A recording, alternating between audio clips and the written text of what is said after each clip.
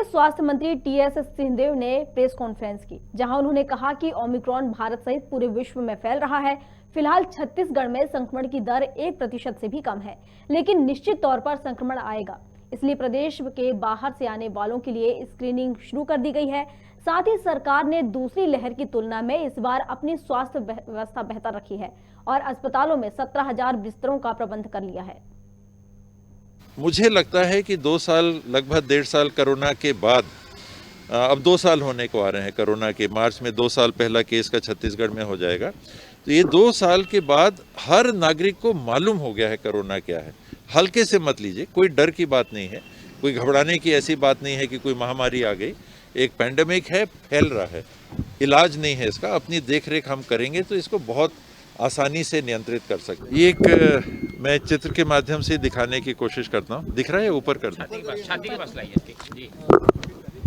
जो लाल में है ये वैश्विक स्तर की ये उपस्थिति है ओमिक्रॉन की। हम देख सकते हैं कि कहाँ ज़्यादा है। 108 देशों में ओमिक्रॉन पहुँचा है और इसका ग्राफ इन देशों में अगर आप देखेंगे तो कैसे तीव्र दिख रहा है कि उठ रहा है। ये ग्राफ दिखाता है इन देशों में। और अपने देश की जो स्थिति है ये अगर आप देखेंगे तो ये अपने देश की स्थिति है। महाराष्ट्र में 108 हैं, ये थोड़ा सा पुराना डाटा है, ये नया डाटा है। और आप देखेंगे कि कैसे चारों तरफ से छत्तीसगढ़ घिर गया है।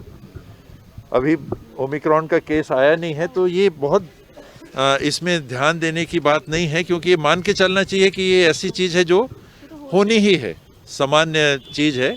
ओमिक्रॉन पहुँची गई, उससे कोई ऐसा डर या खतरा वैश्विक स्तर का कोई अनुभव नहीं बताता कि ये बहुत ज़्यादा घातक है, बहुत ज़्यादा बीमार कर रहा है। आएगा, फैलने की स्थिति बनती है, फैलेगा ज़्यादा, हमारे पास ज़्यादा केस हो सकते हैं कम इन्फेक्शन के लेवल पे भी, तो उतने हमारे पास बिस्तर इत्यादि हैं कि नहीं। तो अभी दूसरे लहर के अनुभव के आधार पे हम लोगों की समीक्षा में ये बात स्पष्ट तौर पे आई है, उतनी तैयारी है। बल्कि दूसरी लहर में जो तैयारी थी उससे कुछ ज़्यादा भी बिस्तर तैयार है। करीब 17,000 ऑक्सीजन युक्त बिस्तरों की व्यवस्था अब बन गई। पिछले 4 हफ्तों में जो छत्तीसगढ़ में पॉजिटिविटी रेट आ रहा है 0.14, 0.15, 0.13, 0.14, तो ये 1 से भी नीचे है। हमारे यहाँ बाहर से जो नागरिक आए हैं उनमें 500 पॉजिटिव, जो 500 लोगों की जो टेस्ट हुई है 5 पॉजिटिव पाए गए हैं। तो ये करीब 1% का लक्षण दिखा रहा है कि बाहर से जो लोग आ रहे हैं वो छत्तीसगढ़ में रहने वाले कोरोना से ग्रसित होने वाली की तुलना में ज़्यादा दिख रहा है। कि जो बाहर से आ रहे हैं तो उनको हमको स्क्रीन करना है, कैसे वो फैला ना पाएँ, उनके माध्यम से कोरोना जाने अनजाने अगर छत्तीसगढ़ पहुंच रहा है तो हमारे मोहल्लों में, हमारे शहरों में, अन्य क्षेत्रों में ये फैले ना, उसकी तरफ ध्यान देना है। और कोविड प्रोटोकॉल ये अभी भी सबसे आवश्यक और सबसे ज़रूरी कदम है अपनाने का। आप बिस्तर तैयार कर लोगे, लेकिन लक्ष्य तो ये है कि बिस्तर तक पहुँचे ना कोई। ऑक्सीजन की ज़रूरत आप कर लोगे, 17,000 बिस्तर तैयार कर लिए, लेकिन लक्षण ये है कि 17,000 तैयार रहे लेकिन एक आदमी भी ना पहुँचे। और उससे अपने आप को बचा के अगर हम रखते हैं और चलते हैं तो ये सबसे ज़्यादा ज़रूरी चीज़ है। बाकी एकाएक लॉकडाउन पूरे शहर को लगा दीजिए, मैं इस पक्ष में नहीं हूँ। अगर कहीं आता है, ये कह रहे हैं कि क्लस्टर में ज़्यादा दिख रहा है, कि सघन दिखेगा कि कहीं ये वेरिएंट आ रहा है, जल्दी फैलता है। एक घर में कोई व्यक्ति है तो हो सकता है सबको मत हो जाए, तो एक जगह आपको घनत्व दिखेगा इसकी उपस्थिति का। तो पूरे रायपुर को बंद करने की ज़रूरत उदाहरण के लिए नहीं होनी चाहिए।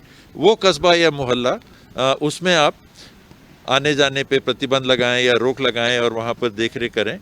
एकाएक पूरा लॉकडाउन की बात अभी तो बहुत दूर है।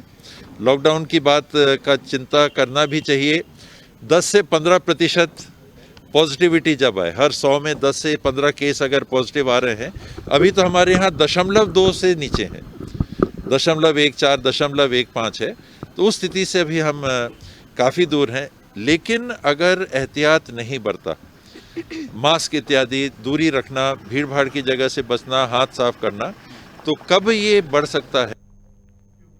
रायपुर में आयोजित धर्म संसद का समापन हो गया, जिसमें संत कालीचरण ने राष्ट्रपिता महात्मा गांधी को लेकर विवादित बयान दिया था, जिसमें उन्होंने देश के बंटवारे के लिए बापू को जिम्मेदार ठहराया। जहां राष्ट्रपिता महात्मा गांधी को लेकर दिए गए विवादित बयान से नाराज होकर कांग्रेस समेत दूसरे दलों के नेताओं ने तीखी आलोचना की है। महात्मा गांधी पर आपत्तिजनक टिप्पणी करने वाले कालीचरण महाराज के खिलाफ एफआईआर दर्ज कर ली गई है।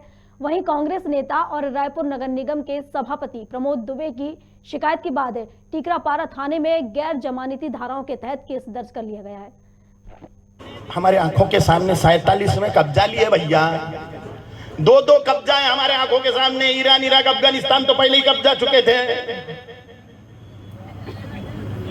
बांग्लादेश और पाकिस्तान हमारे सामने कब्जाया, उन्होंने राजनीति के द्वारा कब्जाया।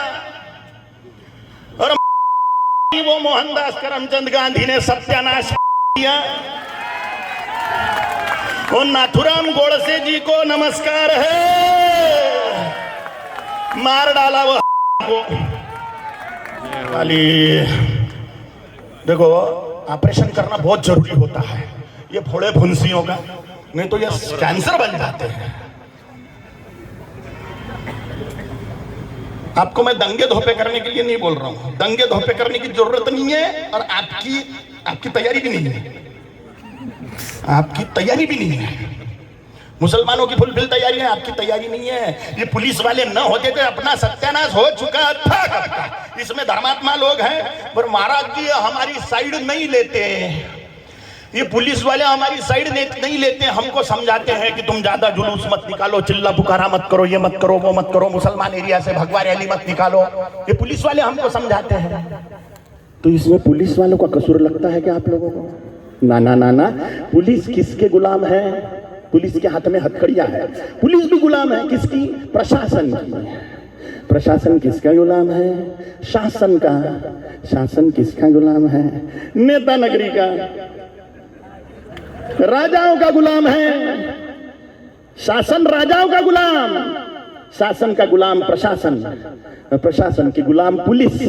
पुलिस कितनी भी धर्मात्मा हो, हिंदुओं को तब तक के सपोर्ट नहीं कर सकती जब तक के राजा कट्टर हिंदुवादी नहीं है।